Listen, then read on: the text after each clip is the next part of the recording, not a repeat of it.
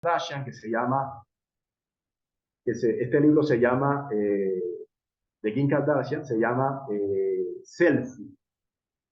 Y es un libro de fotografía, es un libro de selfie, donde Kim Kardashian se fotografía a sí misma de todas las maneras posibles, ¿no? Cuando se maquilla, cuando se prueba una ropa nueva, cuando va a un lugar importante, cuando come una comida, eh, digamos, muy exquisita, etcétera, etcétera. Veamos este gesto de la selfie, ¿no?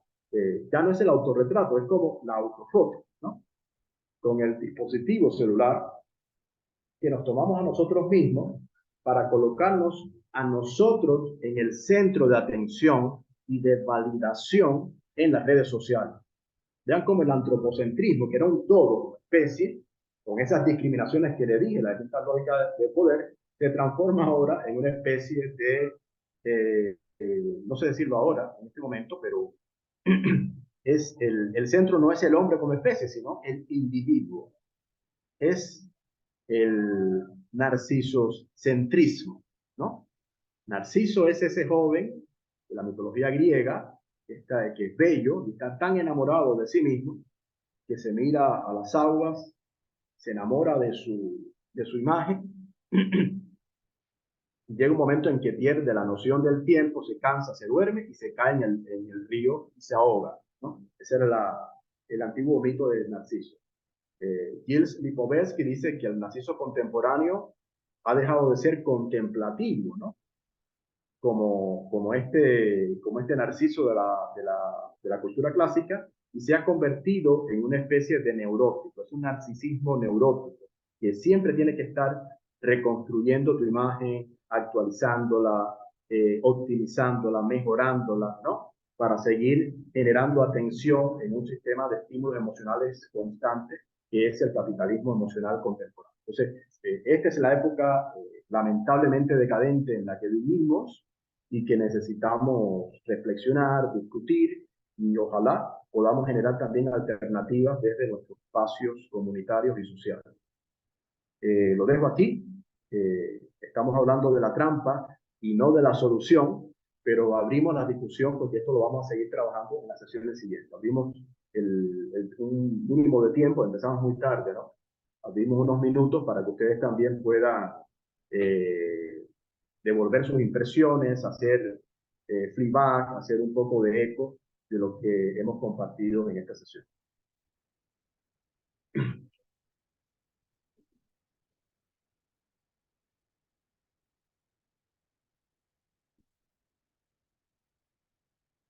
Les escuchamos.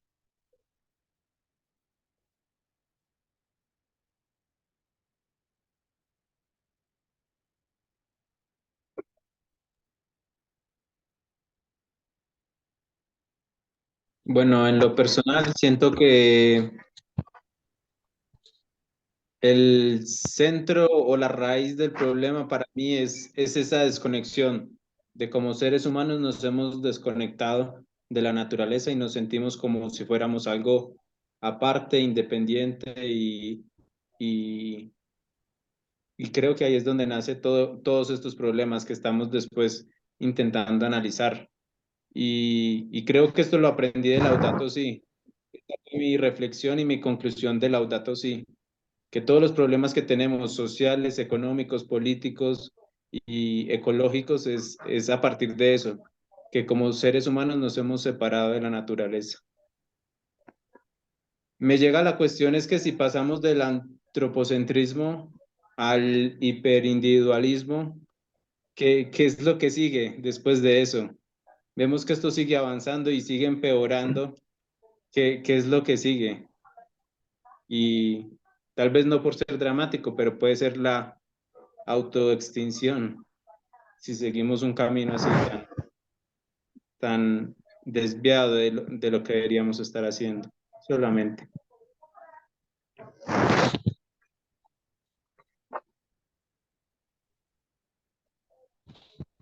A mí me llamaba la atención donde hablamos sobre la intermodernización, que se dice que el sistema social no funciona.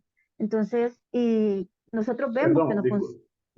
hipernormalización. Ah, hipernormalización. Ajá. Que entonces que el sistema social no funciona y como no funciona, nosotros seguimos actuando como si no pasara nada.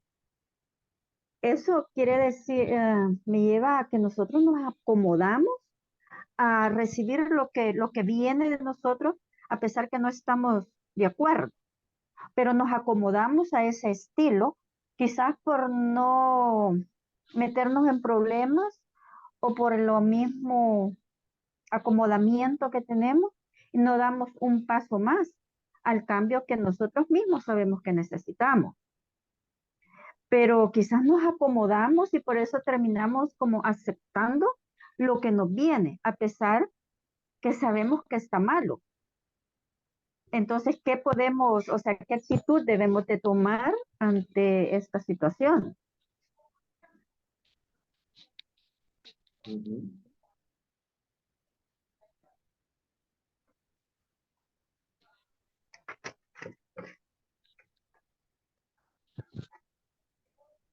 Bueno, rápido comentario. Estoy de acuerdo con Juan que desde el punto de vista de la subjetividad, de la sensibilidad y yo diría incluso hasta de la espiritualidad, ¿no? Esta desconexión fundamental con la naturaleza es clave, ¿no? Si ponemos esto en contraste con sociedades indígenas ancestrales, donde el ser humano se considera parte de una red o de un diálogo o de un tejido vital con los distintos seres, tanto los vivientes como los inertes, ¿no? De nuestro mundo. O sea, incluso llegan a adjudicarle el estatus de ser a objetos inanimados, como una piedra, una montaña, etc. Nos puede parecer muy loco, pero es mucho más racional eso que vincularme con una montaña como si fuera simplemente un recurso natural. Vean el concepto de recurso. Siempre hablamos de recursos naturales. O sea, la naturaleza ha sido reducida a un recurso. Un recurso es un insumo para la actividad económica, ¿verdad? Pero entonces tenemos la autoridad, el derecho de volarnos una montaña entera porque por ahí va a pasar un tren, va a pasar una carretera que va a conectar dos ciudades, nuestro desarrollo económico, social, etcétera, siempre es mucho más importante que todo lo demás, ¿no? Entonces, al principio nos puede parecer que estamos construyendo una gran civilización, pero después vemos todos los impactos ambientales y cómo esto es como cortar la rama donde uno está sentado, ¿no? Es un acto irracional en el largo plazo. Entonces, esta desconexión es un elemento fundamental que sí podemos trabajar a nivel de la reflexión, de la intuición y de la espiritualidad, ¿no? Y que puede ser la semilla de un cambio de mentalidad. Entonces acá tenemos un punto que me parece importante. El resultado de todo esto será la extinción. Es importante que Juan nos haga esta pregunta porque todo depende de nosotros. No hay nada escrito en la historia. Yo no creo en las leyes de la historia, ¿no? La historia es una resultante de un conjunto de fuerzas en conflicto que están puestas en juego en nuestra sociedad. Entonces, si las fuerzas que sustentan una civilización en decadencia terminan postergándose en el tiempo y no cambian, esto puede ser muy peligroso, ¿no? Ya está cantado. No somos nosotros los primeros que lo vamos a decir. Entonces, si esto va a terminar en una extinción de nuestra propia especie, depende mucho de nosotros, de lo que podamos hacer como, no solo como personas, sino también como sociedad, ¿no? Y bueno, la pregunta, ¿qué hacer frente a la hipernormalización, ¿no? De todos estos problemas? La pregunta que nos hacía, yo no me fijé bien si era Glenda o Michael, nos hacían esta pregunta. Yo creo que a efectos de este proceso que es un proceso educativo, ¿no? Que estamos teniendo acá, lo primero es tomar conciencia, ¿no? Identificar el problema. Eso es lo primero, ser consciente, nombrar las cosas, porque aquello que no se nombra no existe. Entonces, cuando empezamos a nombrar las cosas, esos fenómenos que están ahí adquieren existencia para nosotros.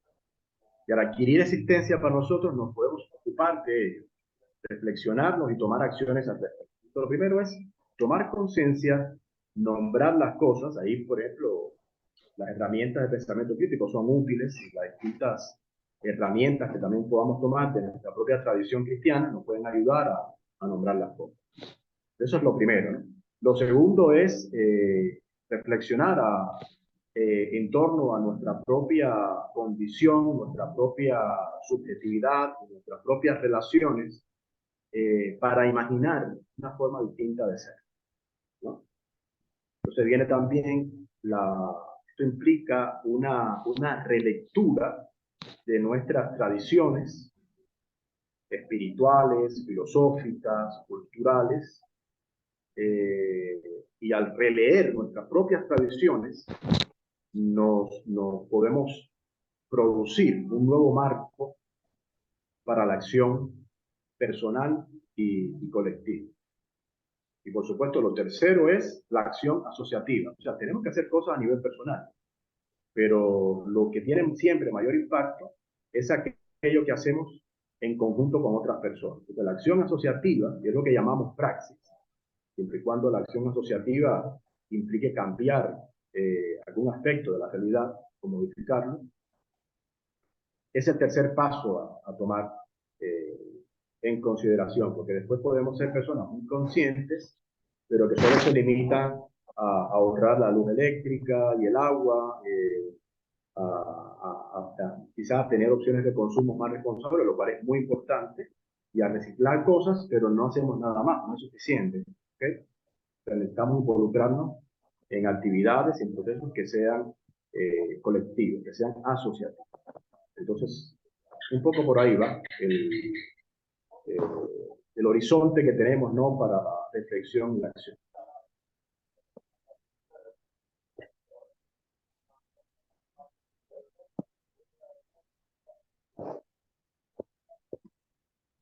Bueno, son las 6:05.